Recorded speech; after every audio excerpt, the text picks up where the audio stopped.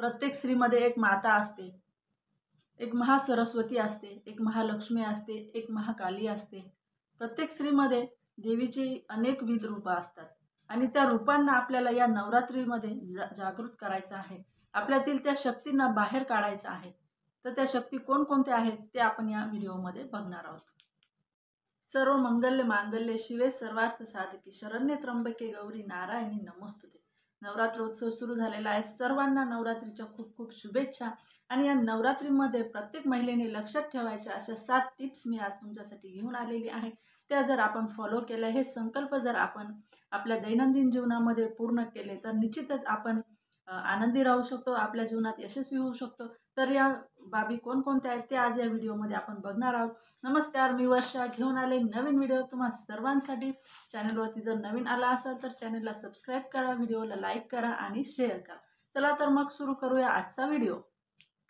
घर, नोकरी, संसार या आणि दैनंदिन कामकाजामध्ये आपण इतकं बिझी झालेला असतो की आपल्याला स्वतःकडे लक्ष द्यायला वेळ नसतो। स्वतःसाठी, स्वतःचे छंद, स्वतःच्या आवडीनिवडी हे आपण सर्व विसरून गेलेलो आहोत आणि स्वतःसाठी आपल्याला अजिबात वेळ नाही। तर आपल्याला या नवरात्रीमध्ये असा एक संकल्प करायचा आहे की आपण स्वतःसाठी वेळ काढणार आहोत आणि तो काढायचाच आहे। आपल्याला स्वतःसाठी वेळ काढायचा आहे। Time is money, time and tide wait for none, हे सर्वांना माहीतच आहे। त्यामुळे आपण रोज सकाळी अर्धा तास किमान 20 मिनिटं जसं आपल्याला शक्य असेल तसं आपण स्वतःसाठी वेळ काढायचा आहे। 2 नंबरचा संकल्प आहे तो म्हणजे आरोग्यम धनसंपदा। तर आपल्याला आरोग्यासाठी आपल्याला वेळ द्यायचा आहे। आपण सोन्यात गुंतवणूक करत असतो, पण थोडी लोहातही गुंतवणूक करा। लोहात गुंतवणूक म्हणजे आपल्या शरीरामध्ये लोह किती आहे हे आपण तपासलं पाहिजे। बऱ्याच जणींना आपलं एचबी किती आहे हे सुद्धा माहिती नसतं। त्यामुळे या नवरात्रोत्सवाच्या निमित्ताने आपण आपलं एचबी चेक करूया, आपल्या आरोग्याची तपासणी करूया आणि निरोगी राहण्याचा संकल्प करूया। सर सलामत तो पगडी पचास हे म्हटलेलं आहे, ते काही खोटं नाही। त्यामुळे बघा, पैशाच्या मागे धावता धावता आपण आपल्या आरोग्याची हेळसांड करतोय। आपल्या कुटुंबासाठी राबता राबता आपण स्वतःच एक दिवस संपून जातोय। हातावरची मेहंदी डोक्यावर कधी आली हे देखील आपल्याला समजत नाही।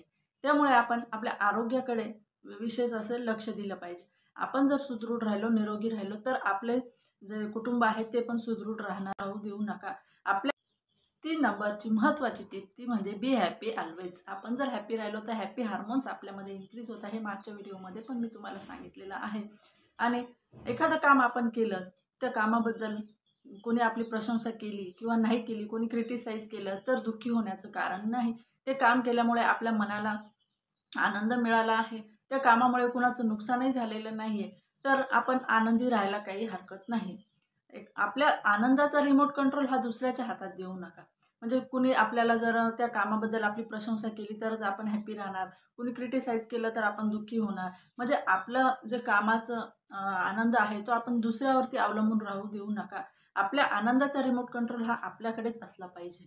त्यामुळे आनंदी किंवा दुःखी राहणं हे पूर्णपणे आपल्या स्वतःवरती डिपेंड ठेवा, ते दुसऱ्यांच्या प्रशंसेवरती किंवा क्रिटिसाइजवरती डिपेंड राहू देऊ नका।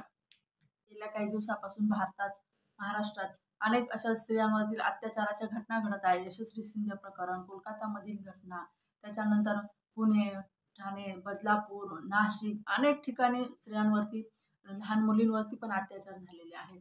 तर दैत्य हे खूप माजलेले आहेत आणि आपल्याला आता महाकालीचं रूप हे घ्यावंच लागणार आहे आपल्या स्वतःच्या संरक्षणासाठी। नवरात्रीत 9 दिवस 9 रंगाच्या साड्या नेसणं आणि फोटो काढून स्टेटसला ठेवणं हे आता आपल्याला करायचं नाहीये। कधी आपल्या बाबतीत अनुचित प्रकार घडला, कोणी आपल्यावरती हात टाकण्याचा प्रयत्न केला तर आपल्याला त्या ठिकाणी स्ट्रॉंग राहावं लागणार आहे। महाकालीचं रूप आपल्याला घ्यावं लागणार। ज्याप्रमाणे देवीने, सप्तशृंगी मातेने दैत्यांचा संहार केला, त्याप्रमाणे या कलियुगात देखील मानवरूपी दैत्य आहेत आणि ते क्षणोक्षणी आपल्या पाठलाग करत आहेत आणि आपल्याला त्यावेळेस स्ट्रॉंग राहावं लागणार आहे। नंतर 5 नंबरची टिप महत्त्वाची, 5 नंबरचा महत्त्वाचा संकल्प आहे से टू नो। हो, प्रत्येक वेळेस पॉझिटिव्ह राहा हे आपण ऐकत असतो। कुठल्याही कामाला यस म्हणा हे आपण ऐकत असतो, परंतु से टू नो हे सुद्धा महत्त्वाचं आहे। डेमन जे हारियर्स यांच्या the art of saying no या पुस्तकामध्ये नाही म्हणण्याचे वेगवेगळे त्यांनी मार्ग आणि कृत्या सांगितलेल्या आहेत। बघा, प्रत्येक ठिकाणी आपण यस यस म्हणत जातो, म्हणजे ते घरकाम असो, ऑफिसचं काम असो, मित्रमैत्रिणींनी त्यांची कामं सोपवलेली असो, कुठलंही काम असो, आपण प्रत्येक वेळेस यस यस म्हणत जातो आणि दुसऱ्यांच्या भावनांचा विचार करता करता आपण स्वतःलाच विसरून जातो. आपले स्वतःचे छंद, आवड निवड आणि स्वतःसाठी वेळ द्यायचं पण आपण विसरून जातो आणि इतकं बर्डन येतं की लोकांच्या आनंदासाठी आपण स्वतःचा आनंद हरवून बसतो. कॉलेज गोईंग स्टुडंट असेल, वर्किंग वुमन असेल, जर कामाच्या ठिकाणी किंवा कॉलेजेसमध्ये, शाळेमध्ये जर काही त्रास होत असेल किंवा काही तुमच्या बाबतीत चुकीचं घडत असेल, तर तिथे नाही म्हणायला आणि ठामपणे नकार द्यायला तुम्ही शिकलं पाहिजे. नाहीतर पुढे तुमचा होकार आहे असं समजून समोरचं तुम्हाला गृहीत धरत जातो आणि अनेक अशा वाईट घटना मग त्यातून तयार होत असतात. त्यानंतर पुढची महत्त्वाची टीप आणि महत्त्वाचा संकल्प तो म्हणजे ग्रॅटिट्यूड. बघा, कृतज्ञतेचा सोहळा आपण ऐकलेलंच आहे की आपण आपल्याला हा जो जन्म मिळाला आहे, मानव जन्म, त्याबद्दल आपण देवाचे, परमेश्वराचे आभार मानले पाहिजे. त्याच्याविषयी आपण कृतज्ञ राहिलं पाहिजे. आणि तसंच आपल्या एक रूल आपण दैनंदिन जीवनामध्ये फॉलो करायचा आहे की दिवसाच्या शेवटी तुम्ही दिवसभरात ज्या कोणी व्यक्ती आहेत तुमच्या आयुष्यात आलेल्या की त्यांच्यामुळे तुमचा दिवस छान गेला असेल, तर त्यांना एक थँक्यू किंवा त्या एक कृतज्ञता तुम्ही व्यक्त करायची आहे त्या ह्या सुंदर आयुष्याबद्दल.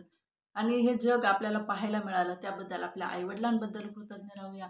आपल्याला आनंदी ठेवल्याबद्दल आपल्या मित्रमैत्रिणींबद्दल कृतज्ञ राहूया. त्यानंतर आपल्याला मार्गदर्शन करणाऱ्या आपल्या गुरूंबद्दल कृतज्ञ राहूया. आणि शेवटची आणि 7 नंबरची टीप ती अतिशय महत्त्वाची आहे. Simplicity is the beauty. बघा, आपण एक तुलना करत असतो. अमुक एक किती सुंदर आहे, तमुक एक, आणि आपण फिल्म इंडस्ट्रीतील नट्यांचं आपण अनुकरण करत असतो. टीव्ही सिरियलमधील, मालिकांमधील ज्या नट्या आहेत किंवा जे कलाकार आहेत, तर त्यांचं आणि आपलं यामध्ये जमीन आसमानाचा फरक आहे. आणि त्यांचं आयुष्य आणि आपलं आयुष्य फार वेगळं आहे. आणि आपण त्या नट्यांच्या जागी आपण स्वतःला बघत असतो आणि त्यांची जशी फिगर आहे, जसं सुंदर दिसतात तसं आपण दिसण्याचा प्रयत्न करत असतो. परंतु सौंदर्याची व्याख्या ही आपण दुसऱ्यांच्या अनुभवावरून किंवा दुसऱ्यांच्या नजरेतून बघू नका. तर सौंदर्याची व्याख्या आपण स्वतः ठरवायची आहे. जर मला सुंदर स्वयंपाक करता येत असेल तर माझं सौंदर्य निश्चितच माझ्या पाककलेत आहे. एखादीला सुंदर रांगोळी काढता येत असेल तर तिचं सौंदर्य निश्चित त्या रांगोळी काढण्याच्या कलेमध्ये आहे. एखादीला छान गाणं गाता येत असेल तर तिचं सौंदर्य निश्चित त्या गायनाच्या कलेमध्ये आहे. तर प्रत्येक स्त्रीमध्ये सौंदर्य दडलेलं आहे. आणि फक्त दुसऱ्यांची तुलना करून आणि स्वतःबद्दल निराश व्हायचं किंवा स्वतःचा तिरस्कार करायचा, तर असं करू नका. आपण जसे आहात तसे खूप सुंदर आहात. स्वतःवरती प्रेम करायला शिका. त्यामुळे आणि जितकं सिंपल तुम्हाला राहता येईल तितकं राहा. तुमचं दिसणं महत्त्वाचं नाही, तुमचं असणं महत्त्वाचं आहे, तुमचं अस्तित्व महत्त्वाचं आहे. आणि त्यामुळे आपण जे महागडे प्रॉडक्ट आहेत, कॉस्मेटिक्स आहेत, ते त्याच्या मागे न धावता जेवढं नॅचरल, जेवढं सिंपल तुम्हाला राहता येईल तेवढं राहा. Simplicity is the best beauty असं म्हटलेलं आहे. त्या प्रकारे नवरात्रीचे हे संकल्प आहे. स्वतःसाठी वेळ द्या, आरोग्यासाठी वेळ काढा, त्यानंतर बी स्ट्रॉंग, बी हॅप्पी, आणि थोडीशी आरोग्यामध्ये गुंतवणूक करा, लोहामध्ये गुंतवणूक करा.